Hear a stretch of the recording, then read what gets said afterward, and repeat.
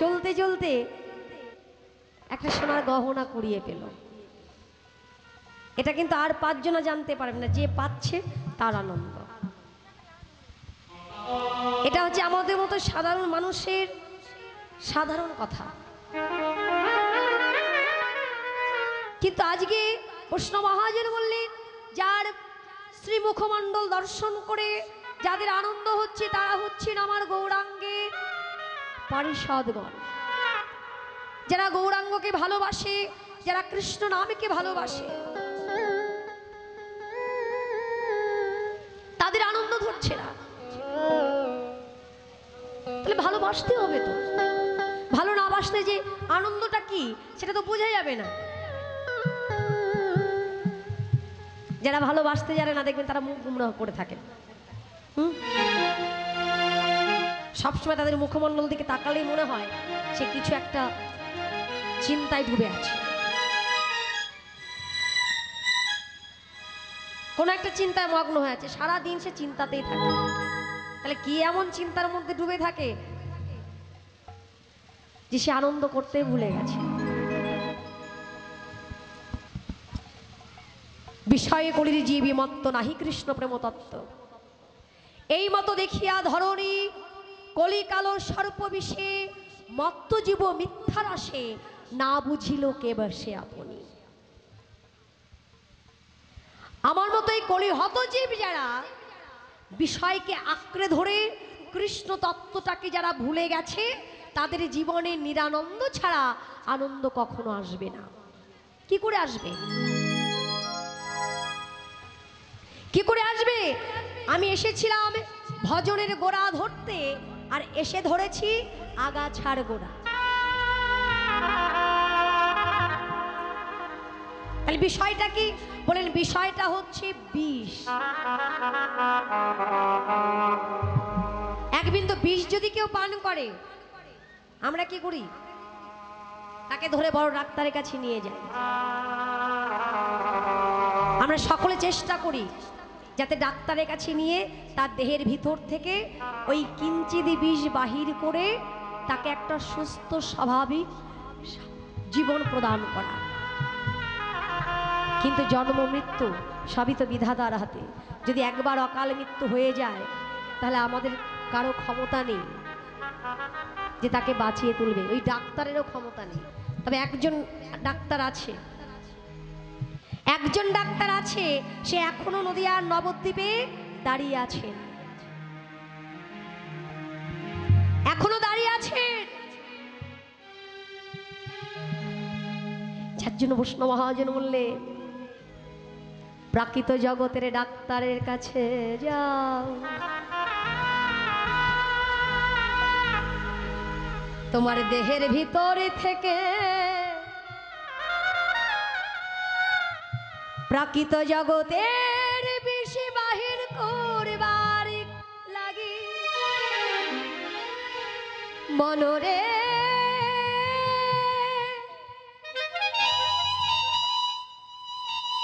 এই সংসার বিষয়ানল থেকে বাহির হবার লাগি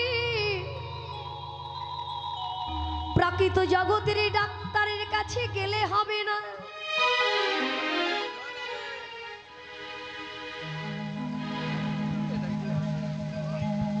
বৈষ্ণব মহাজন বললেন, সময় থাকতে ওগো ডাক্তারে, ডাক্তারে, একবার ডাক্তারে ডাকো তারে, ডাকো তারে, ডাকো তারে। ডাক্তার, ডাক্তার আছে প্রাকৃত জগতে আমাদের চিকিৎসা করবার জন্য।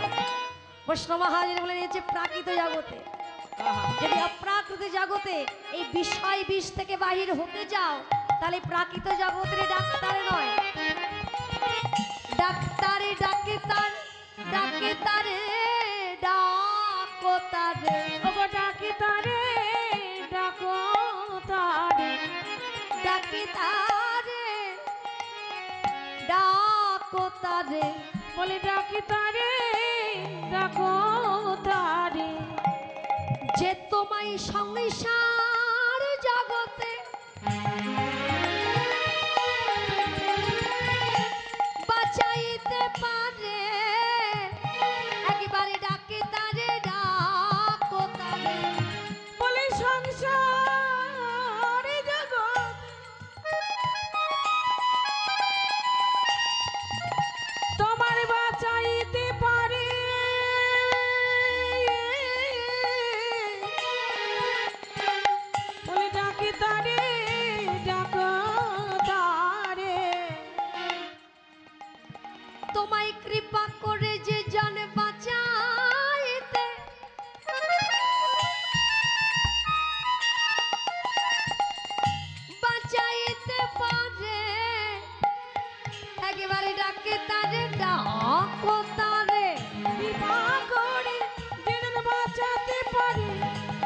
তারে ডাকো তারে কৃপা করে বাঁচাতে পারে ডাকি তারে ডাকো তারে কৃপা করে বাঁচাতে পারে ডাকি তারে ডাকো তারে কৃপা করে বাঁচাতে পারে ডাকি তারে ডাকো তারে কৃপা করে বাঁচাতে পারে বলে ডাকি তারে ডাকো তারে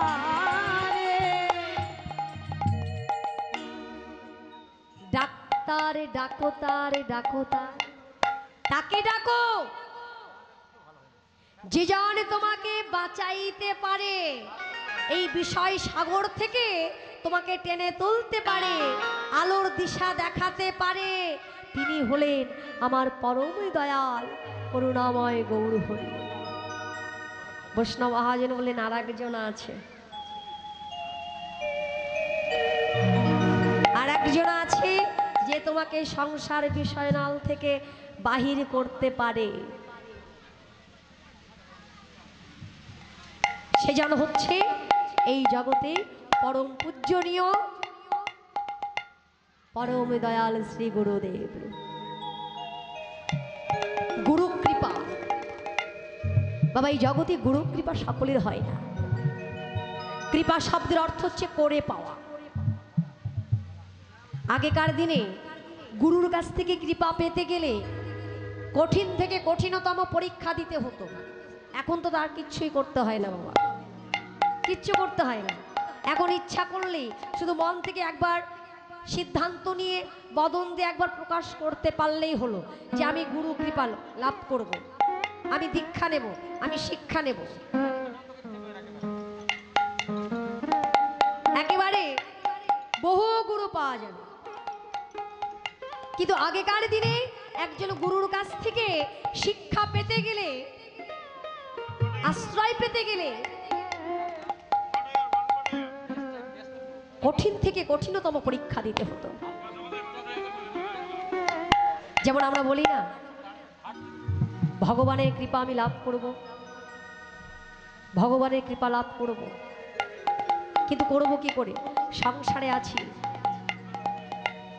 যে সংসারে থেকে আমি তার নামকে ভুলে যাচ্ছি, তার কৃপা লাভ করব কি করে?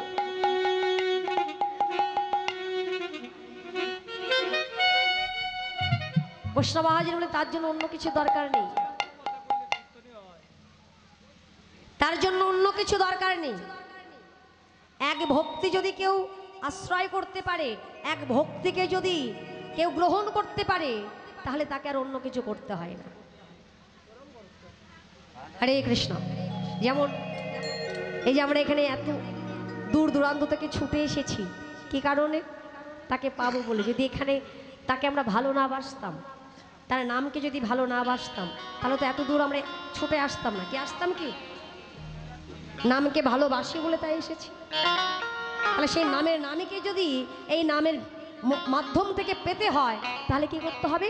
ভক্তি দেবীকে আশ্রয় করতে হবে। ভক্তি দেবীকে আশ্রয় করতে হবে। ভগবান নিজে এসেছেন কৃপা দান করতে, তিনি নিজে ছুটে এসেছেন। সত্য ত্রেতা দাপর তিন যুগে যা হয়নি, তা হয়েছে এই কলিযুগে। অন্য কোন যুগে এমন কথা উল্লেখ করা নাই যে ভগবান নিজে জীবের দ্বারে দ্বারে নাম প্রচার করেছেন। একমাত্র করেছেন এই কলিযুগে,